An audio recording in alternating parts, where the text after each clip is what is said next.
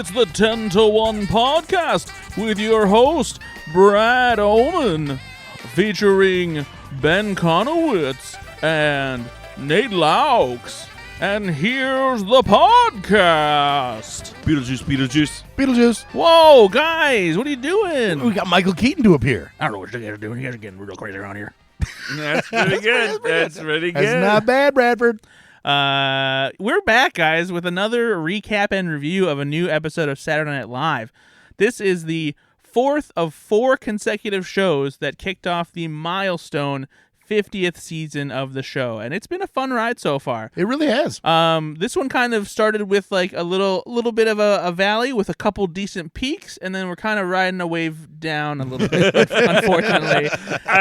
We have not talked about that. Like, we don't talk about a lot of it before we record, but I'm glad to hear you say that because that's what I felt. It wasn't a terrible episode. It just felt aggressively average. And it's not to say that this is Michael Keaton's fault by any means. I do think this is a case where the cast and crew maybe you're running out of steam. 4th episode in a row, you're getting pretty tired. They typically don't do 4 in a row. Yeah, exactly. And sometimes even on the 3rd one, like you're like, oh, they need a break, you know. And it just felt like they didn't use Michael Keaton to his full potential. But was he in this episode much? That's what I kept thinking to myself. It didn't feel like it. It didn't feel like, and some of that I think is because they didn't often have him play like a super memorable part. They didn't really give him an opportunity to play like a variety of characters. Right. So that's we'll get into that once we dig into the sketches. But this is the 4th episode, so I think it's going to be a little bit rough when you have the tail end of a big run like that. Sure. It was odd. I'm excited that they did 4 episodes in a row because I was so hungry to get back to it. But What? He's hungry. Okay. I didn't know where that was going. He's a hungry boy. But now I understand why they don't do 4 episodes in a row. So before we get into the episode, I'm gonna do a quick side tangent because I got to do something pretty cool that is SNL related over the weekend. We're recording this on a Sunday night. Brad, what did you do? On Saturday night, I went into Chicago to an event put on by the Chicago International Film Festival because they were presenting someone you guys might be familiar with a Career Achievement Award, and that person is Mike Myers. The guy that stabs people. Yeah, right. That they brought him in, and he killed everybody, and it was really upsetting. So thanks. So you the silver fox, Mike Myers. Oh, so here's the funny thing. The pictures that came out of him from that event, whatever before that, were all over online. He's not fully gray. He's blonde up top, and he has gray that like on the side where his like hair is shorter and stuff. So I'm not sure. It's a very interesting blonde or dyed hair choice. Well, also a different like an odd time in his life to be like, you know what, I'm gonna go blonde. He's going through some things. But no, so it was a Career Achievement Award from the Chicago International Film Festival. Dave Foley of Kids in the Hall and News Radio fame, who has known Mike Myers for decades. Yeah, what is their connection? They've just known each other for decades. They both Canadian? Yeah, both Canadian. They've both been doing comedy forever. They knew each other, from running in the same circles. And so Dave Foley was there to moderate and talk to Mike Myers for an hour and a half, and they covered everything from SNL to Wayne's World, and So I Married an Axe Murderer, and Austin Powers, and Shrek, and all this stuff. And it was just really cool just to sit and hear, because I've always loved Mike Myers. I've always loved Wayne's World. It's one of my favorite comedies of all time. You are a defender of Cat in the Hat. I really am. That's not a lie. No, I don't think the movie is good by any stretch of the imagination, but I think Mike Myers is particularly funny. Oh yeah, I'm so excited. I think he's really funny in it. And so I kind of just realized that he really is one of my comedy heroes. I've just kind of always looked up to him since I was a kid. I've loved his characters, and I was reminded how, because I haven't watched them in a little while now, how funny the Austin Powers movies are. And one of the things that Dave Foley pointed out during the thing that they're generationally funny, by the way. Like, they define a generation to me. Yeah, absolutely. So Dave said something kind of similar to that, and one of the things I didn't really realize since they came out or at the time is those movies came out at a time when, like, it's not as if it was something cool to riff on or popular. Like, he made a movie about 60s swinger lifestyle and, like, a spy that was, like, an old-school James Bond parody at a time when everyone was like, okay, but, like, who cares? And it captured like the pop culture zeitgeist, and like it captured it hard. Yeah, we all grew up with these movies being extremely popular. Yeah, they were for kids. Like teenagers went crazy. Yeah, absolutely. For this. People were saying "Shagadelic" and "Yeah, baby" and like all the catchphrases from the movie. You still do. Oh, I'm trying to bring it back now. Like I want to. I think all of us need to more casually be like, "Oh yeah, that's Shagadelic." It would just make me happier. But no, it was it apparently like it also like influenced fashion for like a time too, because all of a sudden these bright colors and like 60s styles were coming back because of Austin Powers. Do you want to hear a crazy fact that I just found out literally right now? No, I'm good. Austin Powers only made $67 million at the box office. I was because I thought it was a box office hit. Yeah, and it wasn't. And the second and third did go on to become really big hits. But what Dave asked, he's like, was Austin Powers bigger at the box office than Wayne's World? And he was like, no. And I was just like, is that true? Because it felt like it was. But Wayne's World was obviously huge for its time. And then we looking back are clumping those three movies together. Of course. It's a generational massive hit. Well, the first one was the launching point, right? Yeah.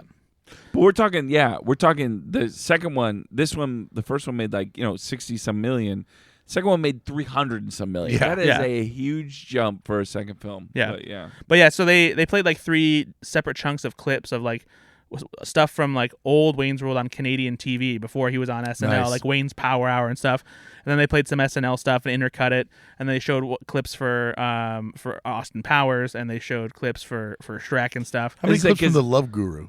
This is your row. Oh, okay. But just asking. I also don't want to shortchange here, because if this is a Mike Myers love fest, his voice acting in Shrek, and I know that was originally Chris Farley role, but Shrek is another role where I quote still often. No, he made that his own so too. Much of my comedic sensibility. This is a story that he's told many times. It's a famous part of like the making of Shrek. But like initially, like they tried to make it as like a Canadian character. He tried to voice it like Lothar, that character that he does. And then it just wasn't working, and he's like, and they'd already recorded a bunch of dialogue, and he wanted to we've done it for Farley, Mike. We're not doing it a third fucking time. So he wanted to redo it. He realized like he thought that it should be Scottish, and like they were so upset, and like to the point where Steven Spielberg called him, because he's part of DreamWorks at the time, and he was like, so why do you want to do this? And he's like, I just like I if you want like in order to like to believe in it, like to really feel like we're not shortchanging like the audience, like I feel like that needs to be the character. And so he's like wanted to hear it, and he did, and they ended up going through it and everything. And I guess after they went through all that, Spielberg like sent him a letter saying, like, thank you for for doing this, because like he was 100% right. But yeah, it's just it's crazy to think about like what the movie was before and what it became. We talked about this part of it a tiny bit off air. I'm assuming because this is Dave Foley just kind of setting up Mike as a platform just to talk, that he didn't really ask him like, some people have said you're notoriously hard to work. Like that, you're a bit of a dick. This is a love fest. Well, first of all, too. I know, because you don't want to do that when he's getting an award. Like what happened when you pissed this person off? Right. But I will say Dana Carvey has said, because it's Dave Foley and because they're friends, he's not necessarily asking questions that provoke like interesting answers. He's more just like saying things and complimenting and hoping that Mike picks up the baton and like does things. And then they did a good job of that, and he told great stories and anecdotes and stuff like that. But I would have wanted somebody who like is looking at like from the outside in basically, and doesn't necessarily know Mike well as a person, to like ask these questions and get him to talk about stuff that is like more of the minutia of like character work and like just like the general mindset when you're working on these movies and things like that, as opposed to it being more of a like lighter conversation. It was still hilarious and entertaining. It was like an hour and a half. Yeah. So as it relates to SNL though, was there anything there that he said that you remember that would be worthy of sharing right now? Yeah, I mean the best thing to hear was that and lots of people from SNL I think will tell you this, is that like he was never really sure if Lorne liked him or like thought that he was good. Even when he got the job, he went there and Dave was actually with him the day that he went to Lorne's office for like to talk to him about the potential job. And I guess what he said to him was, so do you think that you can be around New York for the fall? And like that was how he said it. Job offer. And so after that they were like walking around New York City, like so I think I have the job, and he didn't hear is not unheard of with yeah, Lorne, and not he knowing didn't if you're hear for hiring him. sure for like a few months even. But so like it was kind of like yeah, I guess probably I have it, and so then obviously he's done the show and everything.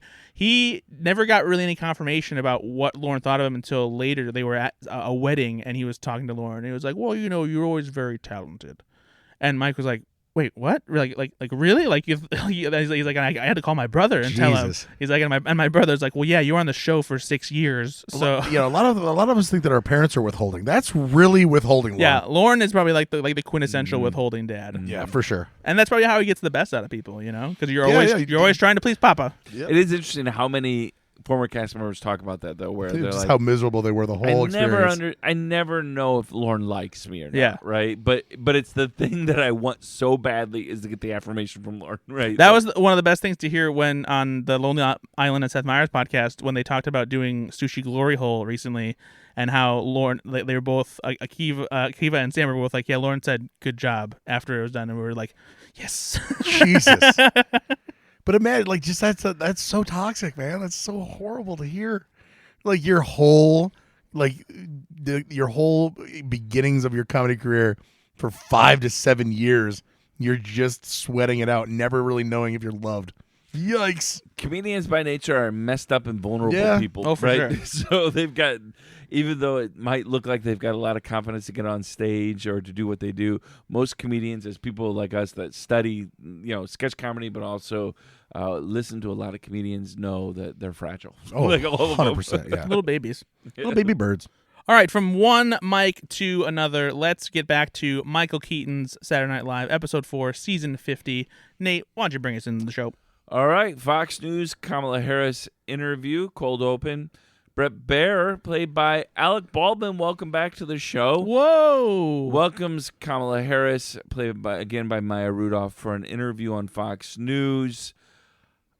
This was, again, riding this train, this Kamala Harris train. Yeah. But it had a little bit of a different tone to it, right? There was going back and forth with Trump and Kamala. But what this kind of did was it took real-life events and essentially just redid them on SNL because they were so silly in real life.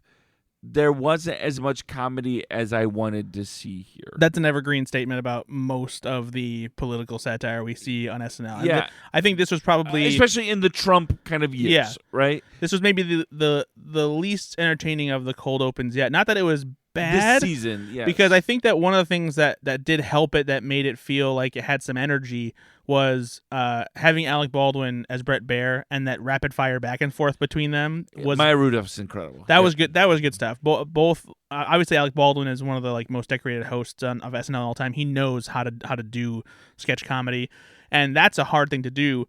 Rapid fire lines, reading cue cards live on TV, and over talking, but not over talking. Right, exactly. Like there's a lot of great timing here, and that made it feel like it had some good momentum and energy. But the comedy itself wasn't very funny, And it's like you said, like with the Trump dancing stuff, like everyone has been pointing out, like he knows he's dancing to gay anthems, right? Like all the songs he's dancing to are all these gay songs. So fucking weird. And maybe Brad, what do you think about this? Because we're extremely online people, right? So the jokes that are made in this sketch were made on Twitter 3 days ago.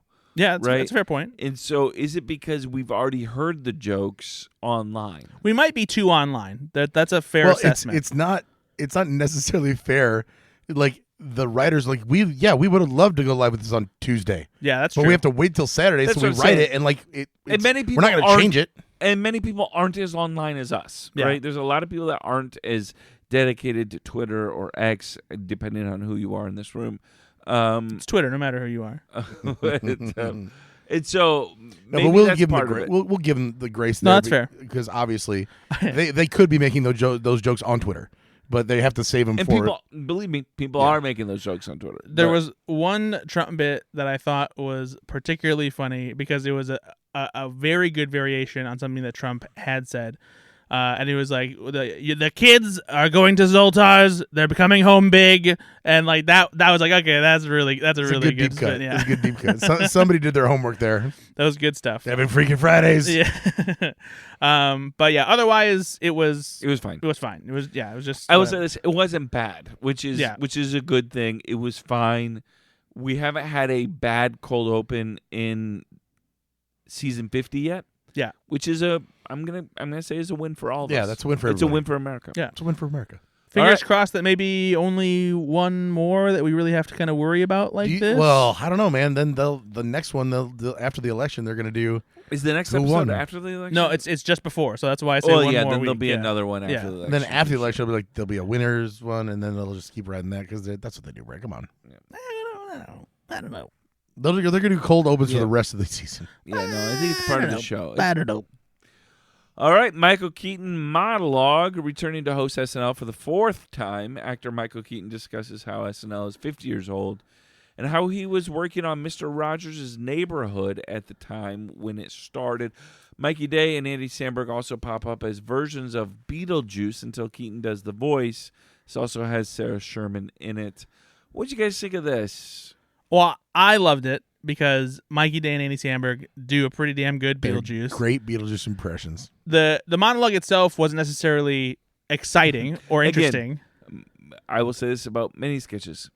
Michael Keaton wasn't the best thing about this thing. Not at all. Mikey Day and Andy Samberg were. Yeah. And this is particularly... He's 73. Yeah, that's insane. Michael Keaton is... He looks great. My father is 70, and I was imagining if he had to get up there and talk. Yeah, no, it's hard for a 73-year-old man. It's midnight, man. My dad would be sleeping. My father is dead, and I imagine if he got up there and talked, I would be like, Dad, you're alive? Be Beetlejuice. And you're hosting Saturday Night Live? Glenn. Oh, my God. But no, so this is particularly rewarding for anybody who has been listening to the Lonely Island and Seth Meyers podcast, because if you go and listen to the episode about the SNL digital short Doppelganger, at the very end of that episode, around the 43-minute mark, they talk about a sketch that made it to the table read and didn't go beyond, where Andy Samberg pitched doing a cold open version of Meet the Press, where Tim Russert was being filled in by Beetlejuice. And Andy Samberg wanted to do his Beetlejuice impression. And it would have killed. And Andy Samberg is very proud of his Beetlejuice. Yeah, and he did some of the bits on the episode, and it would have been a really funny spin on what they normally do for a cold open. I wish they would have tried it this time, because it would have been great. Who does the better Beetlejuice, Mikey Day or Andy Samberg? I think Andy Samberg. Yeah. Andy Samberg got the voice down a little bit better. Mikey Day did have some of the more mannerisms down. His it's still stuff. very good, but yeah. What's interesting about both of those bits, though, the one from 2006 that didn't make it to the show at all, and this one, is that Alec Baldwin was there both times, and they didn't use him. That's crazy. And he's in Beetlejuice. That's so funny. But yeah, so it was fun to see that impression come through, and to just the fact that they got to do it with Michael Keaton.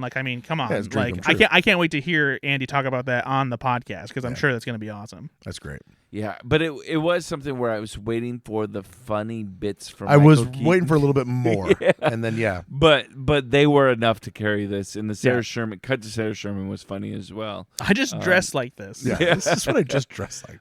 It was good. And then she's like, and thank you. Yeah. It was good she has a Weekend Update bit. It was good to see her in this episode a little bit more. We talked about this last episode, that she hasn't been all that featured. And we also got a Please Don't Destroy sketch. Whoa, slow down, buddy. Well, I'm just saying. Slow down, the universe is right again. So, all right, moving on. Shop TV Halloween Cookies hosts Rhett and Lindy, played by Mikey Day and Heidi Gardner, welcomes a cookie monster or cookie maker. Well, leave that in. Michael You're not Keaton, cutting that. That's hilarious. to show off his to be honest, jumbo zombie eyeballs. A little bit of a cookie monster in this one. So, what'd you guys think of those cookies?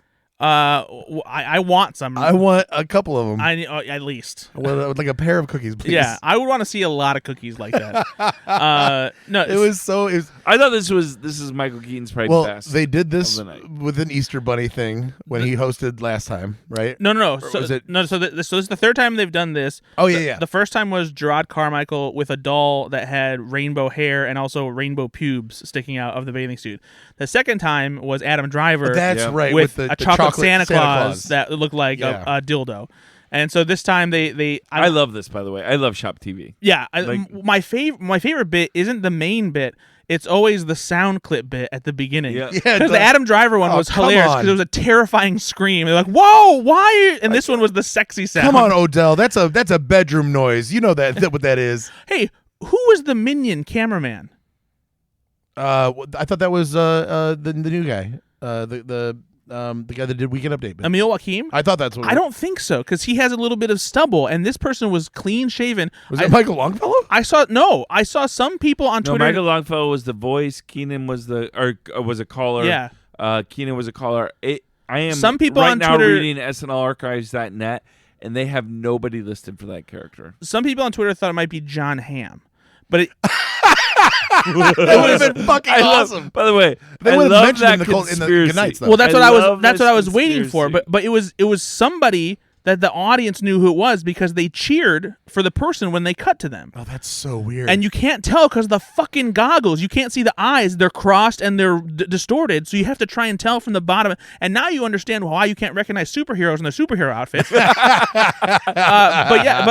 When I saw people say it might be John Hamm, I watched it again and I was like, is it though? I don't know if it sounds like him. Banana. But why John Hamm? I mean, John Hamm stops by from time to time. Like, why wouldn't you just pop in whenever you could? That's hilarious. But yeah, I have no idea if it was a Peyton cast Manning. member or if it was somebody famous or what. No one seems to. I'm putting it out there online. It was Peyton Manning. We'll have to see if we can put a question and maybe the Lonely Island podcast will get around to it. There you go. Because Andy will know. Andy would know. But no, this was a very funny sketch. It's a great visual gag. It's obviously They blur the icing. Yeah, that was. I'm curious if they got any pushback about how much the cookie really did look like a boob. Yeah. Because it had the nipple just right there and they did a prominent close up of it. And I wonder if they had to negotiate no, it can't look too much like It was pretty realistic. it really was.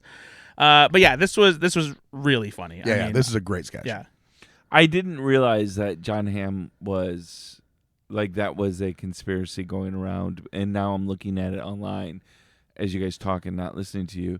That that makes it perfect seems sense. to be Consensus that was likely John Hamm. That's interesting. And I can't believe that if he did it, that they didn't say anything in the Good Nights, because usually any bit part, they say thank you to so-and-so. That's so weird. Kind of even more funny to me. Yep. All right. Hey, guys, I want to give a big welcome back to Please Don't Destroy Skydiving. Two friends, played by John Higgins and Martin Hurley, have second thoughts about going skydiving after meeting their instructors, played by Michael Keaton and Ben Marshall. Also stars newcomer Emil Wakim.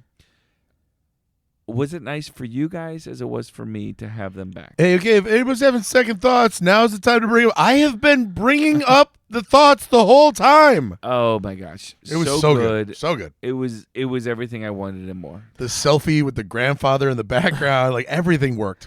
I wasn't as in love with this one. You're wrong. Yeah. You're wrong. You're so wrong. I think some of it was that it felt like it wasn't quite as rapid fire as their normal stuff. And it didn't really seem like there was a lot of escalation like there normally is. Their stuff getting steadily more absurd. I did think Michael Keaton was great in it, and I liked what they did with his character. Yeah, and it was good. Yeah, just the of him, being I lost the kids in divorce. Yeah, I don't even know what I'm doing what's the anymore. point? Yeah. But I thought it was funny. But it did have less jokes per second because they're I think usually that's why very, I was a little very disappointed. rapid fire. Yeah, but the production value was higher than it really was. It did look good, and it did feel like a proper. Did you not video. laugh at the end where the propeller takes? Oh no, of course, 'cause it looked hilarious. That was just good comedy. There's just a couple of things that I really laughed at that were pretty subtle, like when they cut back to what's the new cast member's name?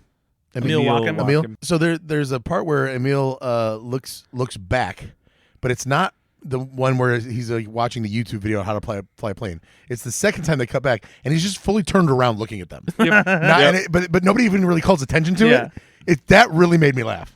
And that's a subtle thing, right? Yeah. That I bet a lot of people that watch it didn't even see that, but it was I just laughed funny. so hard when he did that because I'm like, that's just stupid. It's really funny. On a bad day, though, Please Don't Destroy is one of the funniest things in every episode. And so that would have pissed me off if that would have been a cut for time. Oh, for sure. You know? Yeah, I mean, it was still funny. Yeah, You know, I get though. There's a standard now, right? Yeah. Please Don't Destroy has a high standard, and you're absolutely right. The tone of this Please Don't Destroy was different. It was out of The Office. It honestly very felt different for them. It felt more like a scene that would have been like in their movie, as opposed to one of their usual sketches. Yeah, that's fair. That's fair. It's, so what are you blaming him for the production value, Brad? No, not at all. Like I said, it was funny. I just wasn't as like in love with it as you guys clearly were. Okay, well he's having a bad day. That's fine. I'm having a great day. I loved it, Nate. I thought it was great. All right. Well, listeners of this podcast likely don't know this, but Bradford Oman is Loves his milk. Christian name. Loves the band Train. He is on board, let's say, Yeah, and for so Train at all moments. when you want to get Brad excited? He's all aboard. You want to get Brad excited? You say, hey. Hey. Yeah. When I say I'm going to run a train on somebody, It's just I'm going to introduce them to the first 3 albums of the band Train. yeah, in a row. Simultaneously. Forbidden Romance, a couple played by Ego Wodum and Andrew Smooks tries to convince their families, played by Michael Keaton, Heidi Gardner, Kenan Thompson, and Devin Walker, that they belong together through the song Hey Soul Sister. Don't care what anybody thinks about this. I only care about Andrew Smooks and the way that he went for it. I've laughed so hard at this because of him. Just his all-in performance there was perfect. If you don't like this sketch, you don't like comedy. Yeah, that's true. So good. It was so funny. Also, I don't know about you guys, but I never actually realized how problematic the song kind of is until they did this sketch, and I was like, oh yeah, what is this song about? Especially because I never realized like the gangster thug part. Thing? I'm like, oh no, is my daughter a gangster? Yeah, and I'm a thug. What? Yeah, I don't know. Now I don't know what this song is, why anybody liked it. You know what? I'm not looking it up because it's problematic. The number of times I sang it out loud. So I just don't want to know. Ben does love singing Hazel Sister. Oh my God. Between that and Drops of Jupiter, I don't know which one's your favorite. Honestly, How to Save a Life though. That's not. That's a fray. Yeah. Well, never mind. It's I guess I'm not a soul sister. But I also Heidi Gardner made me laugh in this a lot too, and just her little dancing, and her little excitement in this. Devin Walker's like, I'll go wait outside. Keenan and the Ego almost laughing. Yeah, Keenan broke her immediately. I don't know why. It was because it was just a normal line reading. But clearly she was looking knew right what at was him. going to happen, though. Yeah. She knew. I'm gonna guess because sketch made her laugh. Because he's like, he does say it very earnestly. Play that song, man. Yeah. Like young man. Yeah, play that song, young man. Oh God! I one thing I actually he's really so good. appreciated how good of a job they did doing this, because I started paying attention, because at first I thought, is Andrew Smooks really playing that ukulele? But they just did such a good job of him miming it and having somebody elsewhere, probably someone from the band, playing it, because there's one moment late in the sketch where you see like he does something and there's just a very slight delay. I noticed that like the very first strum was off. Oh, okay. And then beyond that, I thought it was perfect. Yeah, I didn't catch the first one. I just caught the one towards the end. But I but thought they he did was a really playing good it, job. This is a great, like, again, this is all predicated on the performer being all in though, and just committing to the bit hard. Yeah. And Dismukes is one of the best. I mean, honestly, of just, there's no wink, there's no nod. This is him believing that he's this character and going all in with it. It made it so funny. So Dismukes is the reason why I like this, but I will say I do think the sketch kind of fizzles out at the end. How can it not though? Because this is like a 5-minute sketch, by the way. It's a 1-note sketch, right? And so the way that they like bring the mom and dad in with the guitar, like, I don't know if you need that. That's the thing. You should have left it when Keenan leaves. I just feel like you needed some kind of button or something, and not a stupid button like oh what can right? But something that like should have ended the sketch properly. Yeah, when when they give the blessing and then Keenan's like. You know what I want to see? I want to see them cut to like present day when Train was sitting around with just 5 white guys, and one of them goes, "Hey, I got an idea for a song," and then cut. No, I thought this was incredibly funny. Yeah, Andrew Smooks was fantastic. Also, just subtle physical humor and facial expressions from Ego. like I said, Heidi. But again, this is something that Michael Keaton is in the sketch, but it has nothing to do with him. Yeah. No, and his line delivery wasn't even that great. No, like it didn't. Again, this is the 4th episode in a row. They don't really know what to do. Maybe with a 73-year-old man at this point. He's a funny guy, and though. and he's not like an old man. Like it's not like they asked Abe Vigoda to do SNL. But the other thing is they had Abe Vigoda. They had him do Beetlejuice in the monologue, but then they didn't have much else as far as other parody stuff, and they could have, right? So I don't know. I mean, you don't ever want to go for the easy joke, but like put him in something then. Michael Keaton, yeah, that's the thing is Michael Keaton is such a versatile actor, and he does comedy so well that it just feels like they didn't fully use him to his full potential. They should have had the Michael Douglas call-in show, and then he's just explaining the whole time why my name is Michael Douglas. There's another actor. I had to change my name to I would have. So how long were you married to Catherine Zeta-Jones? No, that's not. That's not. That's the other Michael. I'm Michael Douglas. Come on. Who did this show? That would have been pretty funny. We like making ourselves laugh. Exactly. I could do it better. Fuck you, Ben. All right. It's been a while, but it's been over 2 years, but they finally brought it back. TikTok. Mindlessly scrolling through TikTok is the perfect distraction from becoming a father. Hello. But this takes all of the TikTok trends and kind of puts them into one sketch. Okay.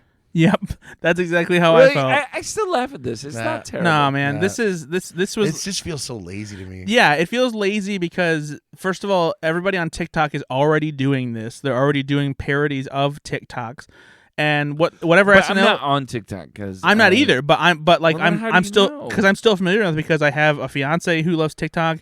I have a friend who shows me stuff on TikTok. I'm familiar with the tropes and trends, and you see what people are doing because stuff typically ends up in other social media channels too. Even if you're not on TikTok, you'll see some of the better TikTok stuff come to Twitter, come to Instagram. Here's the crazy part about this. You didn't laugh at all about them bringing Domingo to. No, I thought it was. So part of me is, who is this for? Because there clearly are some things in here that are real takes on, like, what's the bro lifting thing? Like, I don't have TikTok. I'm sure that's a real channel that. Oh, there's a family who like they do songs and stuff like that and like dance and like there's a kid in it and everything. So like it's very popular. So then is SNL parodying that for the people that watch that on TikTok? TikTok? Of course they are. But is that the audience that's watching SNL? I mean, well, I'm sure there's younger people. Yeah, there's definitely especially I got that. Especially because younger people they're not watching SNL on TV anymore. They're watching on YouTube. On TikTok. Honestly, yeah. Will there be a TikTok of the TikTok? Probably. I mean, SNL probably has a TikTok, don't they? Yeah, I'm sure they do. I bet you they put the sketches on TikTok. But no, it's not. You know what? Pass. It's not just that. It's the framing felt like a lazy gag too. Like, oh, you missed your baby's birth because you were doom scrolling. Yep. No shit, hilarious. And then also, I was frustrated by the fact that they shoehorned in more political stuff when they didn't need to. Like, you didn't need the additional, Kamala, Donald Trump, Joe Biden kind of thing. It just felt unnecessary and like it didn't do anything to make the sketch better. I was so bored with this one. The only one that I really did like was the Heidi Gardner's character, because I have seen some stuff about like I have 10 kids at 22, and I killed our cow for taco night. Like, that's the kind of bullshit that these Instagram but again, they're not doing anything that's really like that much more funny than what TikTok is already parodying of itself, fair. So moving on. All right, moving on. It's time for Weekend Update. And we're going to get into, we've got a couple different Weekend Update bits. We had a successful Weekend Update time together. But before we get into there, we're going to get into one of the more controversial parts of our podcast. No, we're not. I'm not guessing this week. I'm done. You can't abstain. I don't care. He's so bitter. Well, it's broken. It's like, hey, guess my weight, but the scale's broken. It hasn't worked for 3 weeks. You are broken. You're broken, Brad. I'm not doing it anymore. Yeah, but I'm broken in other ways. But the pedometer seems to have no rhyme or reason. This isn't an objective scale anymore. Hundreds of our listeners. If you thought it was ever an objective scale, then you're the one who's broken. Kellen Joseph, Michael J had no chemistry whatsoever. 100, 110, 120. I've never ever. They gave each other hand jobs on the show. 4, probably a 10. First of all, I'm not going to enjoy that. I would. Yeah, you will. Yeah, you would. He said you will, like it's gonna happen. Yeah, so what? I don't know. 77. 83. Give it a 90.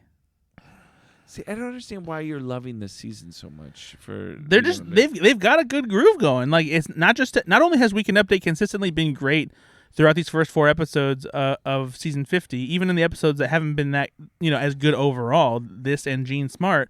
But like their back and forth has been great. Che's jokes at Jost's expense have been really good. Jost making fun of himself has been good. They've been laughing. They've been having a good time. I will say there's the slight step down this week was, and you said this last week. This is the week that I'm feeling it. Is it's the '90s stuff. It's like, okay, Che, let's move on from that. We've done it, and it's not working as well anymore. I mean, the only one. It was never mind. I think it was in the cut for time, so never mind. I won't talk about it yet. But yeah, I don't know. It's not like I don't think this is hilarious. Weekend Update's very funny. Their back and forth is very good. But it's 90? What? Yeah, because usually you're the guy that says, like, even with Please Don't Destroy earlier, they need to do more. They need to do better. What are they doing better? I mean, like, I just think that they have a good chemistry going between them, and like, there's something like an inherent it's fine. good vibe. It's fine. Right? Fine. I'm feeling it. All right. Weekend Update bit. We usually, with new cast members, you give them a chance, especially if they're stand-up or whatever, to give them a chance to kind of work some of their stand-up. Well, I give them a chance. If it's Jane Wickline, then you guys don't give her a chance and you shit on her. I gave her a chance. No, you didn't. We tried. Definitely, I think the listeners would disagree. No, listeners actually were on our side. Yeah. They actually weren't. Everybody was. No, they weren't. Emil Check the tape. Wachem on voting in the 2024 election. Emil Wachem stops by Weekend Update to discuss voting in the 2024 election as a young person. This was his chance. I had not really watched his stand-up. I'm pretty unfamiliar with him. You're not a big comedy guy. I am a comedy He's a comedy giant. Well, he's just tall. That's very true. Had you watched any of his stand-up? I watched some because I had to That's look. a no. No. I did. I watched a couple of his. Anytime that he does this. No, I watched. There was a couple When you say have you watched? The thing that I'm reminded of is Hey, dueling Jay Leno's. No, I watched a couple clips. I haven't seen like a full special or anything, but when they announced the new cast members, I am the one on Slash Film staff where I always go and I look up the stuff that's available from them online. And so I did see some of his like bigger, like most viewed stand-up clip because I put one of them in the article. So I was familiar with some of his stuff, but I'm not like overtly familiar with his material.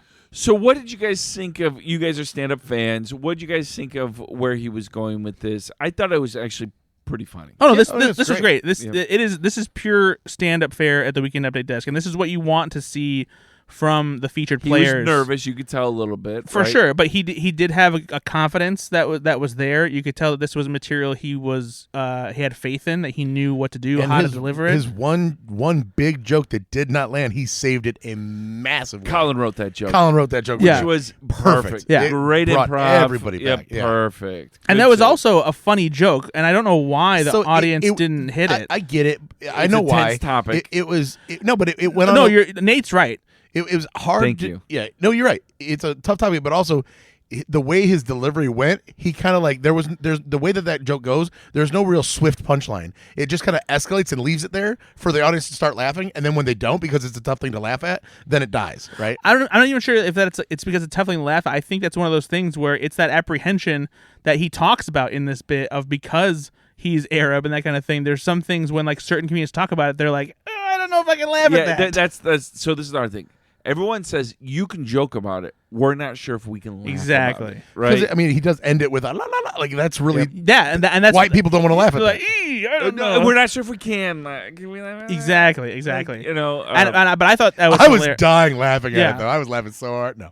It was hilarious. I really did laugh. This is the hard thing with comedians, even like Shane Gillis, where it's like, can we laugh at that or no? Because he just said something about Down syndrome people, and then you're like, no, I think we can laugh at it, right? Because he's talking from a place of love because his uncle has Down syndrome. Like, Exactly. if you know more about the background of the comic, it makes it a lot easier. And clearly, the same with Emil Wachem. He loves his dad. He loves his culture. And but, I love that it doesn't matter what your fucking culture is. Your dad gets older and he's like, let's just tone down that part of our heritage.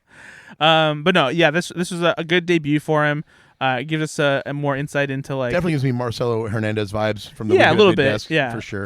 You get an idea of who he is and his comedy style, and yeah, I was very very pleased with it. Yeah, no, very good stuff. Welcome to the show, I'm buddy. looking forward to more. Yeah. All right, let's get into another weekend update bit. Sarah Sherman on the Victoria's Secret fashion show, written by Sarah Sherman, Mike DeCenzo, Josh Patton, and Jake Norwin.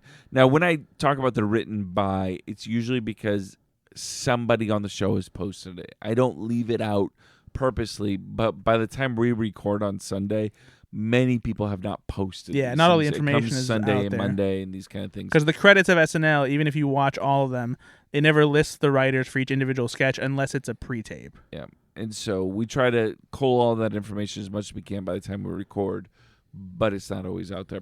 All right, so Sarah Sherman stops by Weekend Update to discuss the return of the Victoria's Secret fashion show. Welcome back, Sarah Sherman. Oh. Welcome back, Victoria's Secret.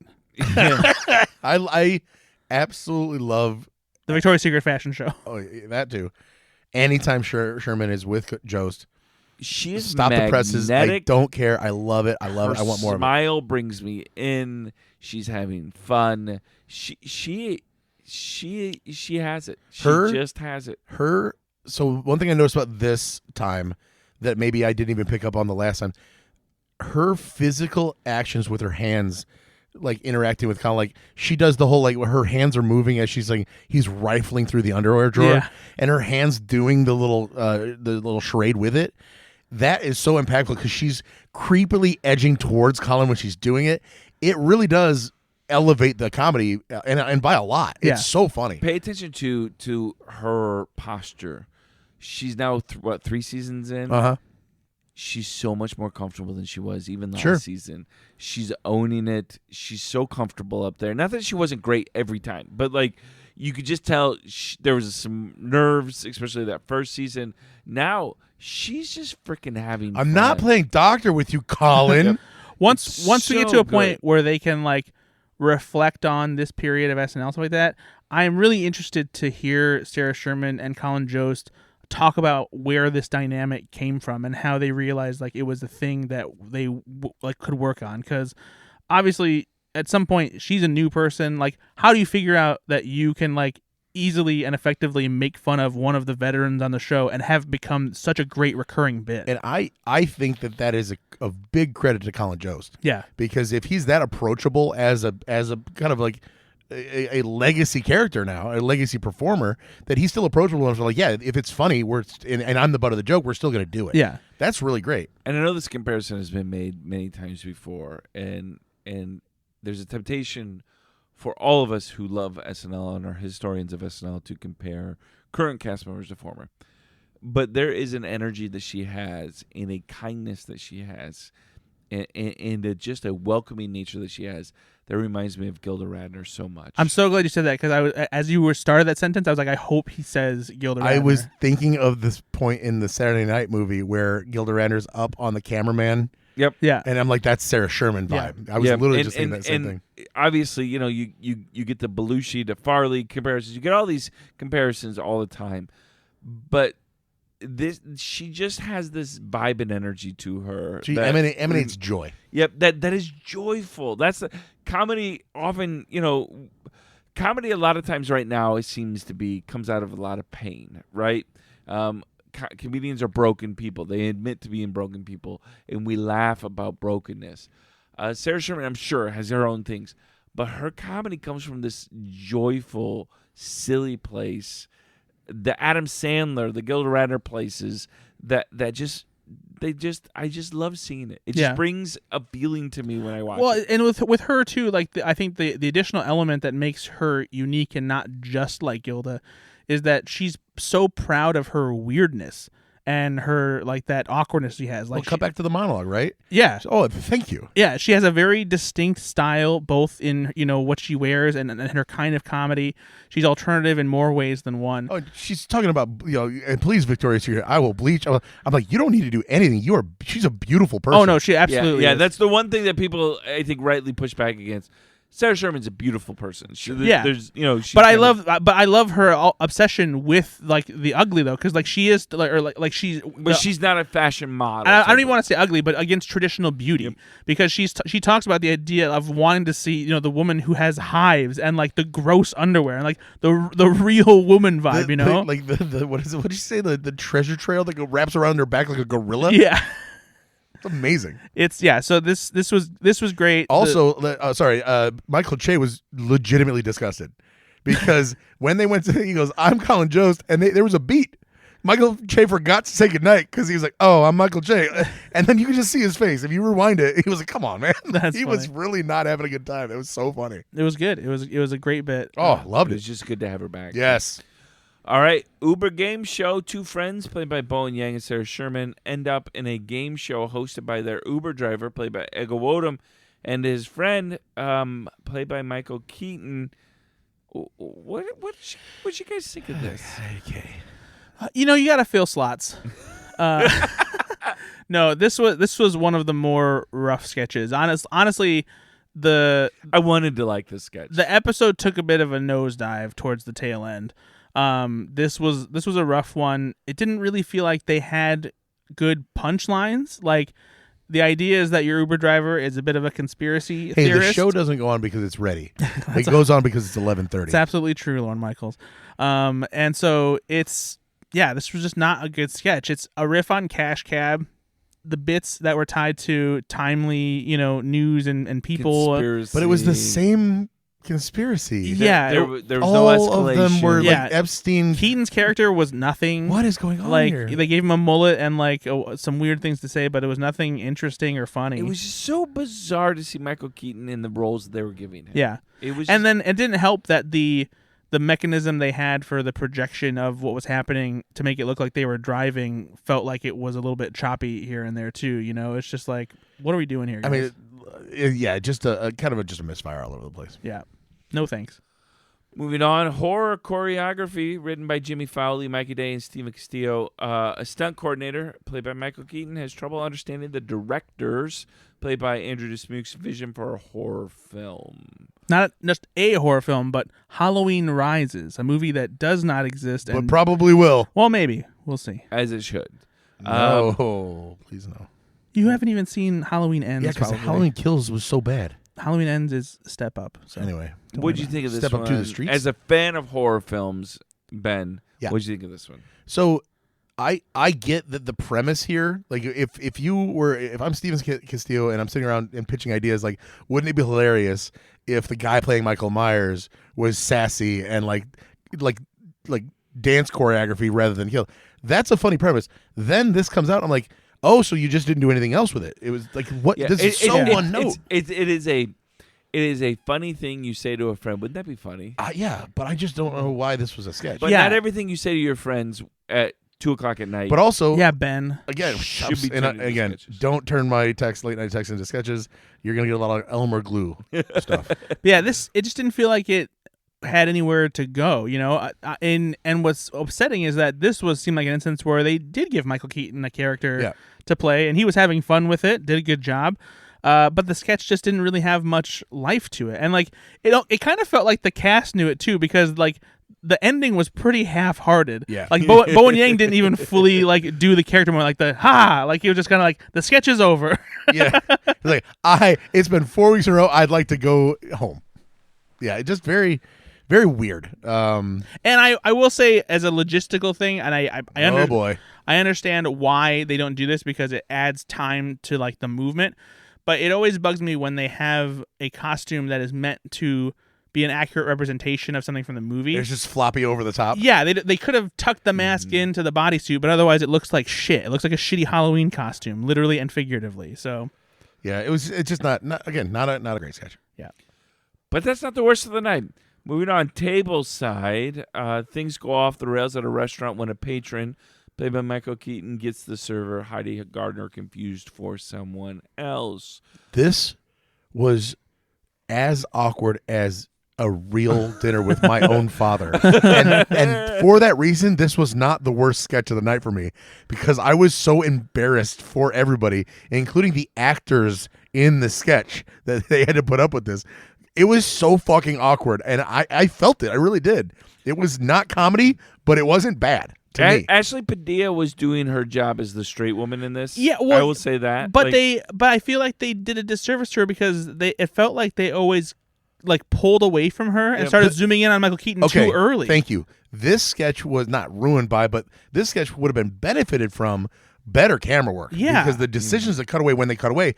They were doing it in the middle of her lines. They killed the comedy. Yeah, Well, she had some some good lines. Yeah, she had, and the audience did still laugh at what she was doing, but it made it feel weird. So much room for the wife character to be like, "What are you talking about? I've never heard of this person." I wish they would have played that up a little bit more. Everybody else being the straight man at the table having a Mikey Day. I'm quoting Mikey Day reaction. Yeah, like, what are you doing? Would have been amazing here.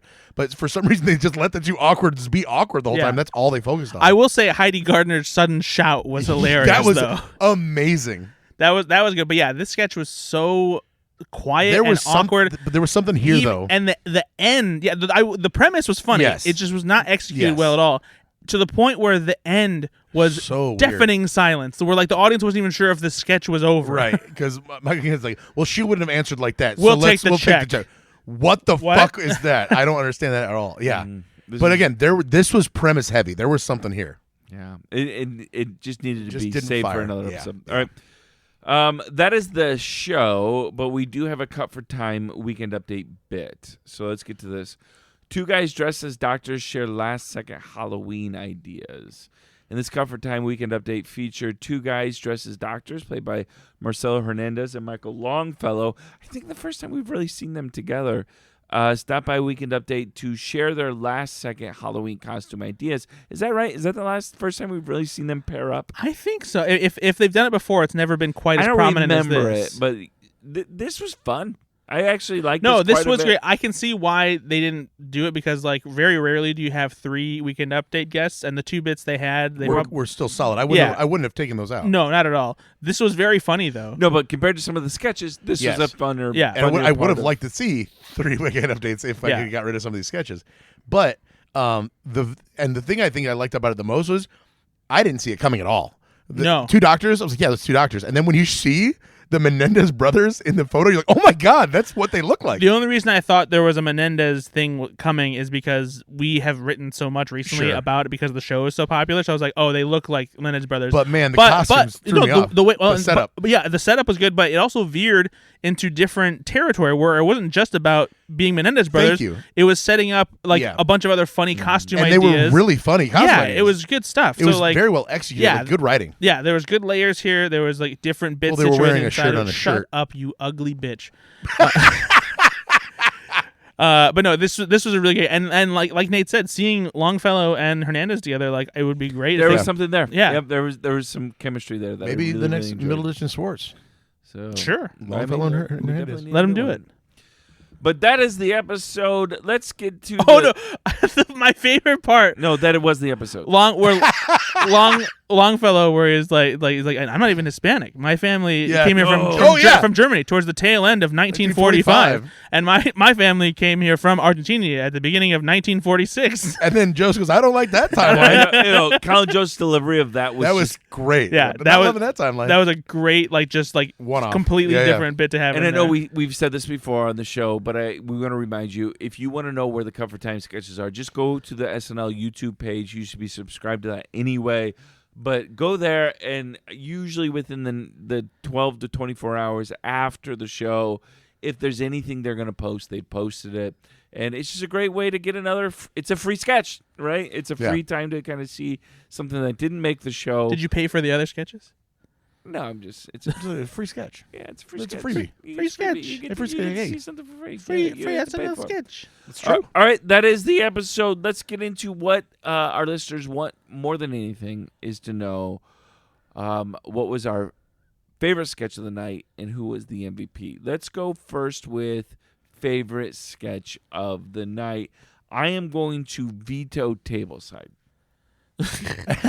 Well, that goes my I think shot. we're probably all in agreement here, unless there's it's Soul Sister. No, it's Halloween cookies, right? I mean, I think it's Soul Sister for me.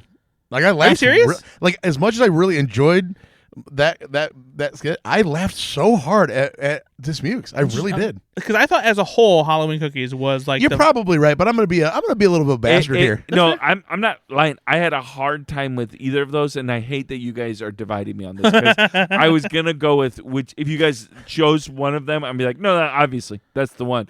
But those two were both very, very Pick funny. though, Nate. Pick.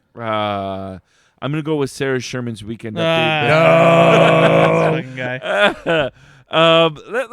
Let's go with Pick. Soul Sister. All right. Okay, fine. Not that you're wrong. It's okay. I will say that I didn't love the way it ended, but there were more. That one is sticking with me more than the other one. More than the tit cookie? I just laughed so hard. I laughed a lot at both of them, but I mean, Dismukes is both commit great to the bit, and for that reason, Dismukes is my MVP. That sketch alone was worth it. He was fucking awesome. Interesting. I'm giving mine to Mikey Day. Because I think really? I think he had a great episode. Even in the sketches that like even the horror choreographer sketch, he was Beetlejuice. Yeah, his physical comedy stuff is good. His reaction in the Halloween cookie sketch is always really funny when he's doing the shop TV stuff. I think Mikey Day had a really good episode. It is really hard for Mikey Day because we often don't pay enough attention to him because he's typically an everyman. He's an everyman. He does so much work. He's a glue guy. And he writes so many great sketches too, and we don't give him the credit he deserves. So you know what? I'm gonna change my vote. I was actually gonna go with Sarah Sherman because I was welcoming her back, and I just thought she did so well. She did have a good episode as well. But I'm gonna go to Mikey Day as well. You convinced me. Good I'm gonna go to Mikey Day as well. There you go. I'm glad we figured it out. Yeah, I think it is hard to. Like, it genuinely is hard for me to remember Mikey Day sometimes because it's still Dismukes for me. I couldn't do it to him. It is. He's so good. All right. We're not going to be here next week, are we? No, we're going to take a week off. Actually, we've been working hard. It's hard to sit around and bullshit about things you love. So we'll be back with a new episode of the 10 to 1 podcast in a couple weeks after John Mulaney returns to Saturday Night Live on November 2nd. That'll be the last episode before the election. I don't know if they're going to turn that into like a makeshift Halloween episode since they don't really have like a full Halloween episode, but we'll see, because they have done that before where they have had some Halloween sketches stick around into like the November or the early November episode. So we'll see what happens there, but having John Mulaney back, always a treat. I can't wait to see what he has. Because typically if there is like a right before holiday, like the Mother's Day episode, right? They have flowers all over the stage. Yeah. And so for Halloween, if there's one that's really close, they'll do pumpkins and things on the stage, but they didn't do that this time, so we'll see. Well, maybe they'll do a nice autumnal theme with leaves and cornucopia. Yeah, pornucopias. Belt buckle hats. They have an SNL special on election night, November 4th. Do you know anything about that? They announced it.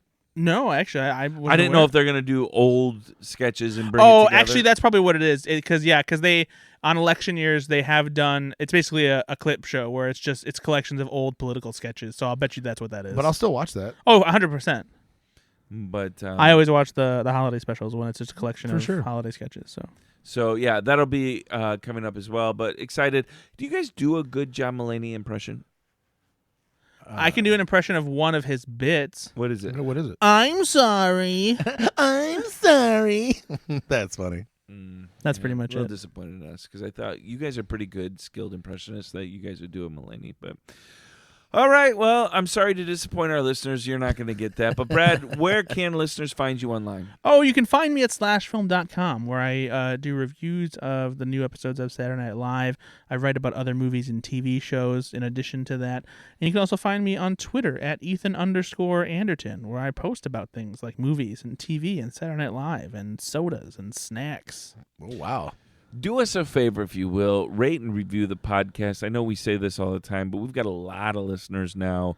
And I know not all of you have given us a rating. And we love you forever. It helps. Yeah. Particularly as we're trying to carve a space out in this SNL podcast universe. I will send you a photo of my zombie eyeball cookie. I was worried where I that was didn't going. know where that was yeah, going either, but it's concern. And also, those of you listening on YouTube, we see our YouTube subscriptions growing and our listenership there growing.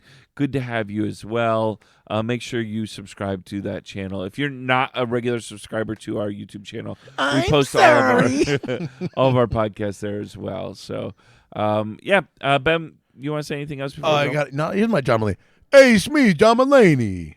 Okay. I'm from New York. Thanks, Dice. All right. Well, thank you so much for listening to us. Don't forget as well, listen to Go Fix Yourself, our other podcast where we talk about movies and sometimes TV shows. And actually, we'll have a little special thing coming up for you guys because we're going to be doing like an episode that bridges the two podcasts together because we're going to talk specifically, have a little mini episode about Saturday Night. We've all seen it. Jason Reitman's Saturday Night Live movie that is in theaters everywhere now if you haven't seen it. We're going to talk about that with a little mini bonus episode on top of this. So Somebody in that movie shows their penis. Is it you? Don't know. It's true. All right. Well, thank you so much for listening. We'll be back again real soon. Be good to yourself. Be good to others. Bye-bye.